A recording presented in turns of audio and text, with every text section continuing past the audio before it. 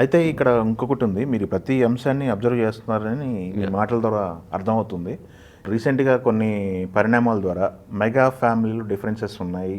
Allu Arjun separate అయ్యారు, లేకపోతే separate brand కోసం తను ట్రై చేస్తున్నాడు, లేకపోతే మెగా గొడుగు నుంచి బయటకు వస్తున్నాడు, ఇలా రకరకాల వార్తలు వస్తున్నాయి.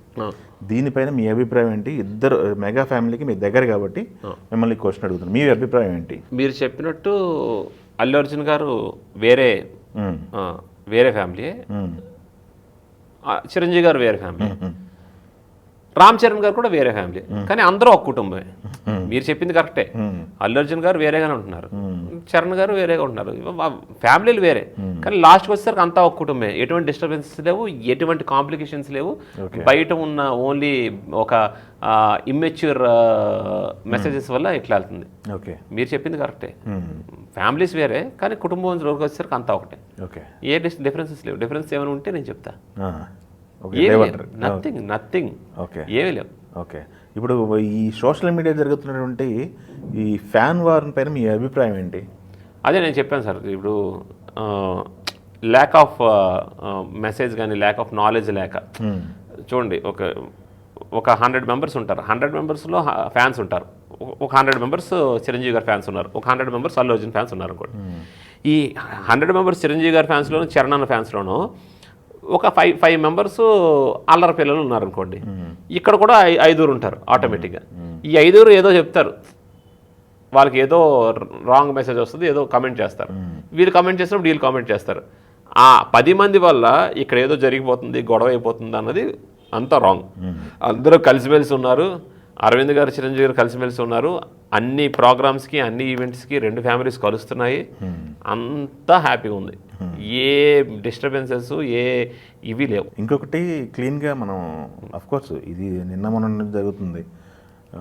చరణ్ గారు ఎంత పెద్ద డివోటీయో అందరికీ తెలుసు, భక్తులు. మీరు కూడా డివోటీ గురించి మాట్లాడుతున్నారు కాబట్టి మాట్లాడుతున్నాను. ఆయన కడప దర్గాకి మాల్లో ఉండి వెళ్ళారని చెప్పేసి ఒక ఇష్యూ రైజ్ చేయడం జరుగుతుంది. గతంలో అతను శివాలయంకి వెళ్ళి అక్కడ సేవ చేయటం కానీ ఇవన్నీ తెలుసు. మీరు డివోషన్ నుంచి మాట్లాడుతున్నారు కాబట్టి మీ మధ్య ఎలాంటి డిస్కషన్స్ జరుగుతున్నాయి? అతను డివోటీగా కానీ సనాతన ధర్మం గురించి కానీ అతని అభిప్రాయం ఏంటి మీకు ఏమైనా పంచుకున్నారా? డిస్కషన్స్ వచ్చినాయి మీ మధ్యలో? End of the day Charan గారు ఉండే పొజిషన్ ఒక celebrity, top celebrity. So Charan గారి సినిమాలు ఓన్లీ హిందూసే చూడరు, ముస్లిమ్స్ చూస్తారు, అందరూ చూస్తారు, క్రిస్టియన్స్ చూస్తారు, అందరూ చూస్తారు. చరణ్ గారి వరకు ఆయన ప్రప్రథమంగా ఇచ్చే గౌరవం కానీ పాటించేది కానీ హిందూ ధర్మాన్ని. అలాగని చెప్పి ముస్లిం దర్గాని గౌరవమును, చర్చిల గౌరవం అని కాదు. ఆయన పెర్స్పెక్టివ్లో ఆయన దర్గాకి వెళ్ళారు, దండం పెట్టుకున్నారు, ముస్లిం పద్ధతిలో వచ్చారు. ఓ చర్చికి వెళ్ళారు, దండం పెట్టుకుని వచ్చారు. నమ్మకం ఉంది, మంచి జరగాలని కోరుకున్నారు. అక్కడికి వెళ్ళి ఆయన ఓ మర్డరో లేకపోతే కిడ్నాప్ ఏదో చేయలేదు కదా. వెళ్ళారు, వాళ్ళ సంస్కారానికి, వాళ్ళ దర్గాకి, వాళ్ళ దేవుడికి ఇవ్వాల్సిన రెస్పెక్ట్ ఇచ్చి వచ్చేసారు. End of the day Charan గారు హిందూ, అందులోనే అయ్యప్ప మాల వేస్తారు. అయ్యప్ప మాల అనేది సనాతన ధర్మంకి, అయ్యప్ప స్వామికి, హిందుత్వానికి సంబంధించింది. So purely 100% he's a Hindu. దర్గాకి వెళ్ళడం తప్పు అని కొంతమంది విమర్శిస్తున్నారు, అది ఆయన పర్స్పెక్టివ్. అది విమర్శించే వాళ్ళు ఏమంటారంటే, అఫ్కోర్స్ ఆయన పర్స్పెక్టివ్ అన్నారు, అది ఓకే. విమర్శించే వాళ్ళు ఏమంటారంటే, మీరు వెళ్ళండి, ఎప్పుడైనా వెళ్ళండి, కాకపోతే మాల్లో ఉన్నారు కదా, వెళ్లకుండా ఉండాల్సింది మీకు ఎవరు చెప్పుండలేదా అనేది వాళ్ళు క్వశ్చన్ రైజ్ చేస్తారు. అవును, దాని మీద అంటే మేబీ నాకు అంత అవగాహన లేదు. ఇప్పుడు షిరిడి బాబా ఉన్నారు, అది కూడా బాబా సమాధే. సో అక్కడికి వెళ్తున్నాం అంటే అయ్యప్పలు వెళ్తారా?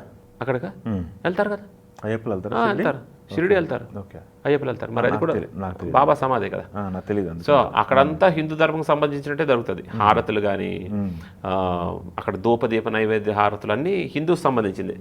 అక్కడ ఏదో ముస్లిం టైప్ ఆఫ్ ఇదో లేకపోతే క్రిస్టియన్ టైప్ ఆఫ్ ఇవి జరగవు. హిందూస్ మనం ఏ కార్యకలాపాలు ఇచ్చేస్తాం అవే చేస్తారు. సో అక్కడికి వెళ్తున్నారు కదా.